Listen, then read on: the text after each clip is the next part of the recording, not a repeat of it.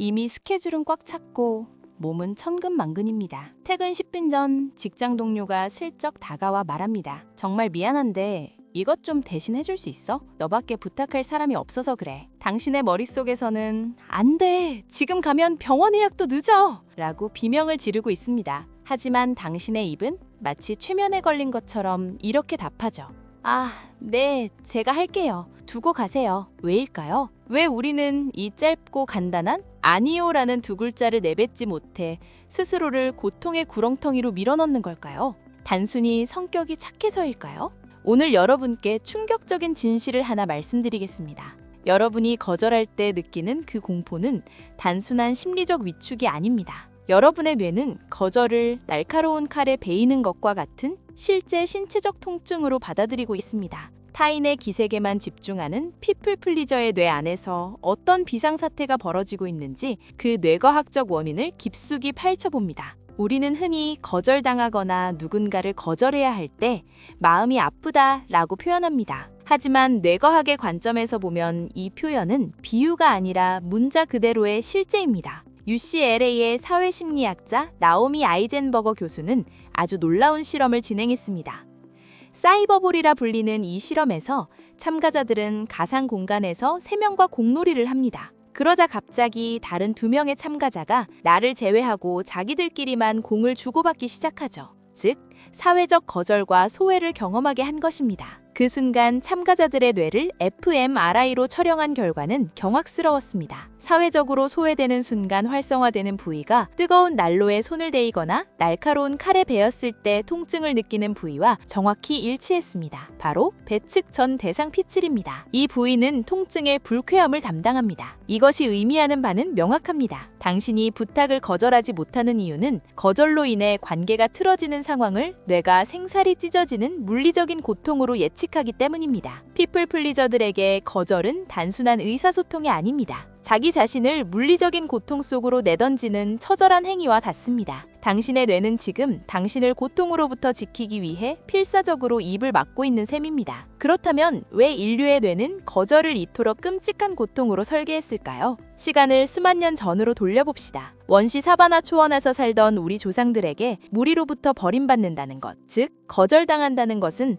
단순한 기분 문제가 아니라 곧 죽음을 의미했습니다. 혼자 남겨진다는 것은 맹수의 공격을 막아낼 수도 없고 사냥한 음식을 나누어 가질 수도 없었던 뜻이었죠. 타인의 부정적인 반응을 감지하는 순간 뇌의 비상벨인 편도체는 즉시 생존 위기 신호를 보냅니다. 전두엽이 논리적으로 거절해도 죽지 않아 라고 말하기 전에 편도체는 이미 공포 호르몬인 코르티솔과 아드레날린을 뿜어내 몸을 굳게 만들고 심장 박동을 높입니다. 오늘날 현대인의 사무실은 사바나 초원이 아니지만 우리 뇌의 원시적인 회로는 여전히 직장 상사의 가벼운 실망이나 동료의 부탁 거절을 부족에서의 추방처럼 인식합니다. 당신이 거절하지 못해 식은땀을 흘리는 이유는 당신의 유전자에 새겨진 죽음에 대한 공포 때문입니다. 착한 사람이라는 가면 뒤에는 무리에서 떨어져 나가지 않으려는 인간의 가장 처절한 생존 본능이 숨어 있습니다. 왜 유독 어떤 사람들은 남들보다 거절을 더 힘들어할까요? 피플 플리저들의 뇌는 일반인과 다른 특수한 신호체계를 보입니다. 이들의 뇌는 타인의 표정, 말투, 미세한 분위기를 감지하는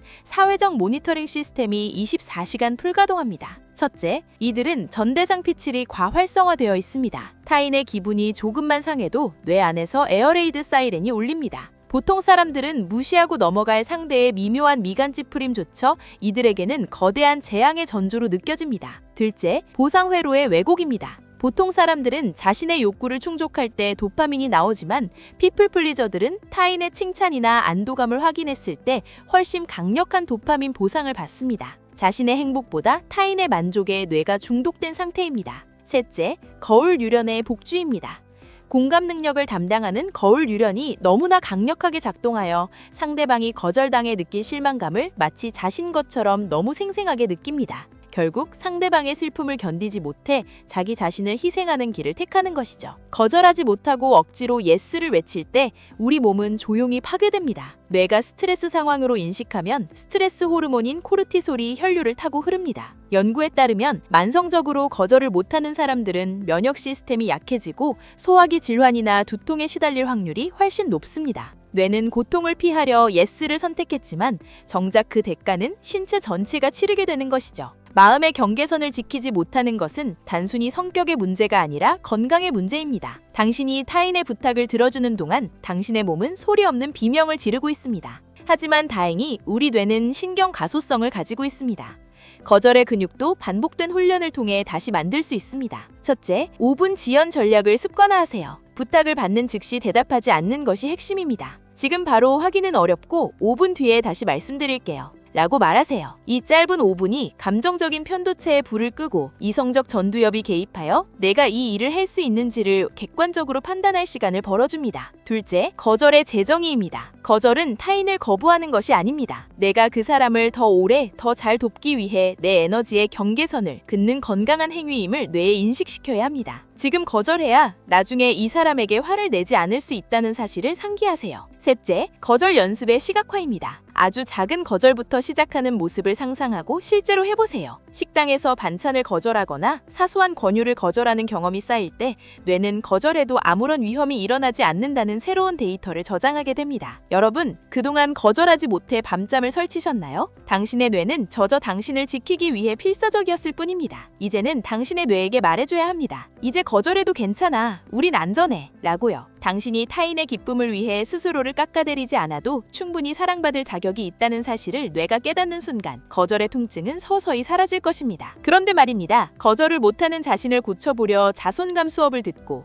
억지로 자신감을 끌어올리려 애쓰다가 오히려 더 깊은 자책에 빠져본 적은 없으셨나요? 나는 왜 자손감조차 낮을까? 라며 자신을 더 채찍질하지는 않았나요? 다음 시간에는 많은 전문가가 강조하는 자손감의 치명적인 함정에 대해 이야기해보려 합니다. 남들보다 높아지려 애쓰는 자손감이 어떻게 당신의 멘탈을 갉아먹는지, 그리고 왜 지금 우리에게 필요한 것은 자손감이 아니라 자기 자비인지를 뇌과학적으로 분석해보겠습니다. 나를 사랑하려 할수록 괴로워졌던 당신을 위한 해답, 다음 자손감의 배신, 당신을 구원할 자기 자비의 힘편에서 뵙겠습니다. 오늘 영상이 도움되셨다면 구독과 좋아요 부탁드립니다. 당신이 자신을 지켜내는 그 첫 번째 아니오를 진심으로 응원합니다.